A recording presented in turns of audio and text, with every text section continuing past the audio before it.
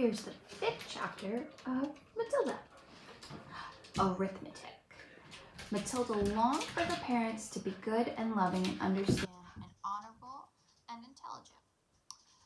The fact that they were none of these things was something that she had to put up with. It was not easy to do so. But the new game she had invented of punishing one or both of them each time they were beastly to her made her life more or less bearable. Being very small and very young, the only power Matilda had over anyone in her family was brain power. For sheer cleverness, she could run rings around them all. But the fact remained that any 5-year-old girl in any family was always obliged to do so as she was told. However terrible the orders might be. Thus, she was always forced to eat her meals out in front of TV dinner trays in front of the dreaded box. She always had to stay alone on weekday afternoons whenever she was told to shut up, and she had to shut up. Her safety valve was the thing that prevented her from going around the bend. Was the fun of devising and dishing out these splendid punishments. And the lovely thing was that they seemed to work, at any rate for short periods. The father in particular became less cocky and unbearable for several days after receiving a dose of Matilda's magic medicine, and the parrot in the chimney affair quite definitely pulled both parents down a lot for over a week, as they were comparatively civil to their daughter. But alas, this couldn't last. The next flare-up came one evening in the sitting room.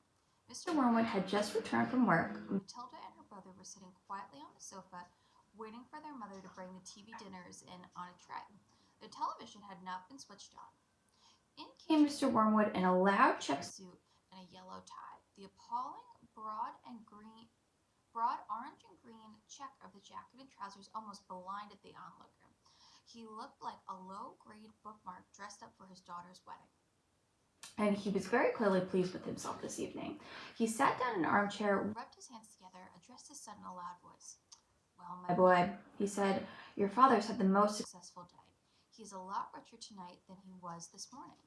He has sold no less than 5 cars, each one in a tidy profit, sawdust in the gearboxes with the electrical drill on the speedometer cables, a splash of paint here or there, and a clever little tricks, and the idiots were falling all over themselves to buy." He fished a bit of paper out from his pocket and studied it. "Listen, boy," he said, addressing the son and ignoring Matilda. "Seeing as all you will be going to business one day with me, you've got to know how to add up profits at the end of the day. Go get yourself a pad and a pencil, and let's see how clever you are." The son obediently left the room, returned with the writing materials. "Write down these figures," the father said. "Car number 1 bought for me for $200, was bought for £278 and was sold for $1,425. Got that?" The 10-year-old wrote down the 2 separate amounts and slowly and carefully.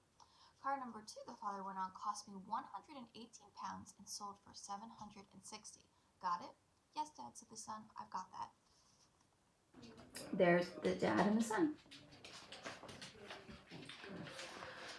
Car number 3 cost £111 and sold for £999.50. "Say that again," the son said. "How much did it sell for?" $999.50, the father said. And that, by the way, is another nifty little trick to diddle to a customer. Never ask for a big round figure. Always just go below it. Never say £1,000. Say $999.50. It sounds much less. Isn't it clever? Clever, isn't it? "Very," the son said. "You're brilliant, Dad." Car number 4 cost £86, a real wreck that was, and sold for £699. "Not too fast," the son said, writing the numbers. "Right, I've got it. The car number 5 cost £637 and sold for £1,649. You got all those figures written down, son?" "Yes, Daddy," the boy said, crouching over the pad and carefully writing. "Very well," the father said. "Now work out the profit I've made on each one of the 5 cars and add up the total. Then you'll be able to to tell me how much money your rather brilliant father made altogether today. That's a lot of sums, the boy said. Of course it will be a lot of sums, the father answered. But when you're in business like this, you've got to be hot stuff at arithmetic. I've practically got a computer inside my head. It took me less than 10 minutes to work the whole thing out. You mean you did that in your head, Dad? The son asked, goggling. Well, not exactly, the father said. Nobody could do that. But it didn't take me long. When you're finished, tell me what you think my profit was for the day. I've got the total written down here, and I'll tell you if you're right. Matilda said quietly, Dad, you made exactly 4,303 pounds and 50 pence altogether. Don't butt in, her father said. You're a bother, and I am busy with high finance. But Dad... So there's the dad and the son, and there's Matilda in the chair with the book. Shut up, the father said. Stop guessing, trying to be clever. Look at your answer, Dad, Matilda said gently. If you've done it right, it ought to be 4,303 pounds and 50 pence. Is that what you've got, Dad? The father glanced down at the paper in his hand. He seemed to stiffen. He became very quiet. There was a silence, and then he said, say that again. 4,303 £3.50, Matilda said. There's the dad, pointing at the son, and Matilda.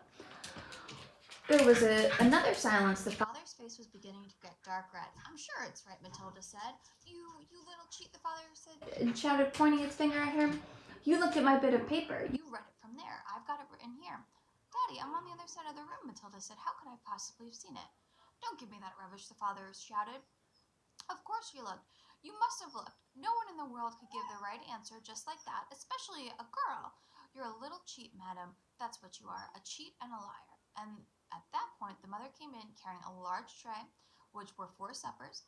At this time, which were fish and chips with Mr. Wormwood had picked up the fish and chip shop on her way home from bingo.